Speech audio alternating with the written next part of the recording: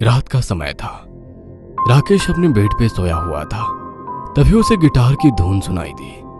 धुन सुनकर वो डर के मारे जाग गया। उसने शोकेस में देखा तो वहां रखी उसकी गिटार वहां नहीं थी। वो शोकेस के पास गया, तभी उसे पीछे से आवाज आई, राकेश। राकेश ने मुड़कर देखा तो उसके सामने खून से सना 24-25 साल का लड़का खड़ा था। उसका सर फटा हुआ था और उसके दाईं हाथ में गिटार थी। उसे देख राकेश डर गया और वो चिल्लाया। तभी उस लड़के ने गिटार से उसके सर में हमला किया और राकेश सर पकड़कर फर्श पर गिर गया। उसके सर से खून निकल रहा था। उस लड़के ने 4-5 बार उसके सर पे हमला किया और तभी राकेश चिल्लाया और नींद से जाग गया। वह पसीने से भीगा हुआ था। उसने शोकेस की तरफ देखा तो वहां पर उसकी गिटार थी। इसका मतलब ये कोई डरावना सपना था। कुछ दिनों से राकेश को ऐसे ही डरावने सपने आने शुरू हो गए थे। राकेश शोकेस के पास गया और उसने गिटार पकड़कर उसे फर्श पर पटकना शुरू किया। वह गिटार टूट गई। तब उसने उसे फर्श पर फेंक दिया। तभी उसकी माँ वहां पहुंची। क्या हुआ बेटा? कुछ नहीं, मैंने फिर से वही सपना देखा। क्या तुमने अपनी दवाइयाँ ली? माँ, दवाइयाँ वो लोग लेते हैं जो बीमार हो, मैं बीमार नहीं हूँ। राकेश उसकी माँ पर चिल्लाते हुए बोला। ठीक है बेटा, गुस्सा मत करो। उसकी माँ घबराते हुए बोली। तभी घर की डोरबेल बजी। राकेश की माँ दरवाजे की तरफ गई। उसने दरवाजा खोला तो दरवाजे पर एक नौजवान लड़की अपने लगेज के साथ खड़ी थी। अरे बेटा, तुम तो 3 दिन पहले ही आने वाली थी ना? वो आंटी, मैं कुछ काम के सिलसिले में बाहर गांव गई हुई थी, इसीलिए नहीं आ सकी। विशाखा घर के अंदर आ गई। तभी राकेश वहां पहुंचा।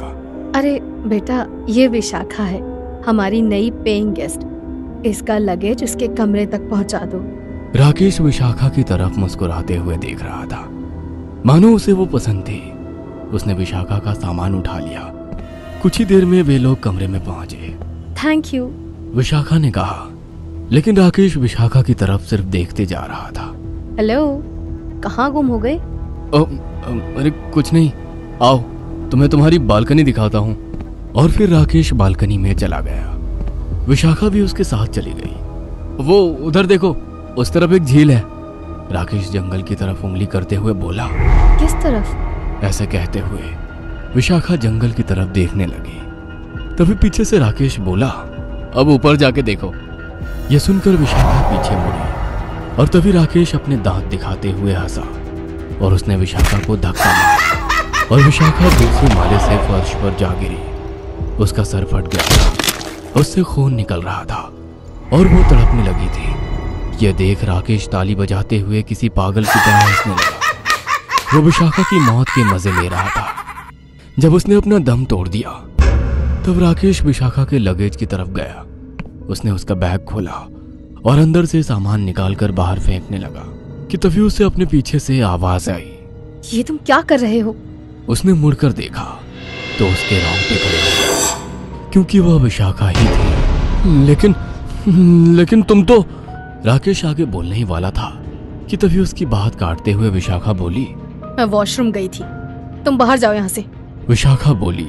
राकेश को कुछ भी समझ में नहीं आ रहा था कि क्या उसने सच में उसे मार डाला था या फिर वो केवल उसका वहम था। राकेश बैग से अपना हाथ बाहर निकालने ही वाला था कि तभी उसके हाथ एक चाकू लगा और उसकी आंखें चमक उठी। उसे एक बार फिर मौका मिल गया। उसने वो चाकू बाहर निकाला और फिर शैतान की तरह मुस्कुराते हुए विशाखा की ओर देखने लगा। वो फल काटने के लिए है, इधर दो। विशाखा हाथ आगे करते हुए बोली कि तभी राकेश ने उसका हाथ पकड़ा और दूसरी हाथ से चाकू उसके पेट में घोंप दिया। उसके पेट से खून निकलने लगा और उसने अपनी आंखें बंद कर ली। मर गई क्या बेबी? वह पागलों जैसे मुस्कुराते हुए बोला और वो उसकी लाश को धकेलने ही वाला था कि तभी विशाखा ने अपनी आंखें खोली। उसने अपने पेट से चाकू निकाला और सीधा चाकू राकेश के माथे के बीचों बीच घोंप दिया। राकेश जोर से चिल्ला और फर्श पर गिर गया और उसकी आंखों के सामने अंधेरा छा गया। राकेश बेटा, आंखें खोलो, आंखें खोलो बेटा। राकेश की माँ फर्श पर पड़े राकेश को हिलाकर उठा रही थी। बेटा, उठ जाओ बेटा, राकेश के पापा ने कहा। तब राकेश ने अपनी आंखें खोली। उसने अपने माथे पर हाथ लगाया तो वहां पर चाकू नहीं था और वह सही सलामत था और वो अपने ही कमरे में था, ना कि विशाखा के। यह देख वो उलझन में पड़ गया। क्या हुआ था बेटा? माँ, वो लड़की चुड़ैल है। मैंने उसे बालकनी से नीचे फेंका और वो मर गई थी, लेकिन फिर भी वो लौटी तो मैंने उसे फिर से चाकू घोंपकर मार डाला, लेकिन वो फिर जिंदा हो गई और उसने मेरे सर में चाकू घोंपकर मुझे मार डाला। ऐसा कुछ नहीं है, मैं अभी उस लड़की के कमरे में झांक कर आया हूँ। वो जिंदा है और अपने कमरे में है। तुम्हें दवाई ना खाने के कारण बस वहम हो रहे हैं। और हाँ, मैंने तुमसे कहा था ना कि इस पेइंग गेस्ट के साथ वो मत करना जो पिछले वाले के साथ किया था। इस लड़की को मारने के बारे में तुम क्यों सोच रहे हो? तुमने पहले वाले पेइंग गेस्ट को उसके गिटार से उसके सर को कुचल कर मार डाला था। क्या करूं माँ, जब भी मैं नए लोगों को देखता हूँ तो उन्हें मार डालने को जी करता है। तू दवाई खा ले और सो जा, राकेश के पापा ने कहा। और फिर उसकी माँ और पापा वहां से चले गए। राकेश ने मुंह पर चादर ओढ़ी और सोने की कोशिश करने लगा, लेकिन तभी उसे विशाखा की आवाज आई। राकेश। उसने आंखें खोली और देखा तो उसके पैरों तले जमीन फिसल गई, क्योंकि विशाखा उसके ऊपर वाले छत से किसी छिपकली के जैसे चिपकी हुई थी। उसके मुंह में चाकू था और वो खून से सनी हुई थी। यह देख राकेश चिल्लाया, आखिर क्यों तुम मेरे पीछे पड़ी हो? मैंने तुम्हारा क्या बिगाड़ा है? क्या तुम्हें सच में याद नहीं राकेश? याद करो वो रात, पास ही के हाईवे पर खड़ी एक लड़की जो तुमसे एड्रेस पूछने आई थी। तुमने उसके साथ क्या किया था? कब? मैं कभी हाईवे पर नहीं गया, ना मैंने हाईवे पर किसी लड़की को देखा था। तुम शायद भूल गए। ऐसा कहते हुए विशाखा ने छत से छलांग दी। वो राकेश के छाती पर बैठ गई। राकेश चिल्लाया, रोने लगा। तभी विशाखा ने चाकू उसके छाती में घोंप दिया। वो इतने पर भी नहीं रुकी, उसने उसका पूरा बदन चाकू से छल्ले कर दिया। तभी राकेश की चीख सुनकर उसके मम्मी पापा वहां पहुंचे। उसके पापा विशाखा की तरफ भागे, लेकिन विशाखा ने उनके सीने में भी चाकू घोंप दिया। यह देख राकेश की माँ घर से भाग गई। भागते हुए वो पास वाले हाईवे पर पहुंची। उसने मुड़कर देखा तो विशाखा हाथ में चाकू लिए उसी की तरफ आ रही थी। तभी उन्होंने देखा कि सामने से एक कार आ रही है। वह रास्ते के बीचों बीच खड़ी हुई कि तभी वो कार रुक गई। वो हाईवे पर पेट्रोलिंग कर रही पुलिस वैन थी। राकेश की माँ ने उन्हें आप बीती बताई। तब पुलिस उनके साथ घर पर आई। तब उन्हें वहां पर राकेश और उसके पिता की लाश मिली। क्या आपके पास उस लड़की की तस्वीर है?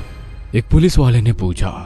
हाँ है, उसने डॉक्यूमेंट्स के साथ अपनी तस्वीर भी दी थी। राकेश की माँ ने कहा। उसने पुलिस वाले को विशाखा की तस्वीर दी। वह तस्वीर देख चौंक गया। नहीं, खूनी ये लड़की नहीं हो सकती। लेकिन क्यों? क्योंकि इसका 3 दिन पहले ही हाईवे पर खून हो चुका है। किसी ने चाकू घोंप कर इसकी बेरहमी से हत्या कर दी थी। यह सुन राकेश की माँ सोच में पड़ गई। 3 दिन पहले विशाखा घर में आने वाली थी और उसी रात उसका पागल बेटा घर से भागा था। कुछ देर ढूंढने के बाद उन्हें राकेश घर के पास वाली झाड़ियों में छुपा मिला था। उसके हाथ में खून से सना चाकू था, लेकिन उसे कुछ भी याद नहीं था। दूसरे दिन ये पता चला था कि हाईवे पर किसी लड़की की हत्या हो चुकी है। शायद वह लड़की विशाखा ही थी, इसीलिए उसकी आत्मा बदला लेने के लिए वापस आई थी और उसने अपना बदला ले लिया था। अगर आपको हमारी ये कहानी पसंद आई हो तो इसे लाइक और शेयर करना ना भूलें। साथ ही ऐसी और नई कहानियों के अपडेट्स पाने के लिए हमारे चैनल अक्षु टीवी को जरूर सब्सक्राइब करें।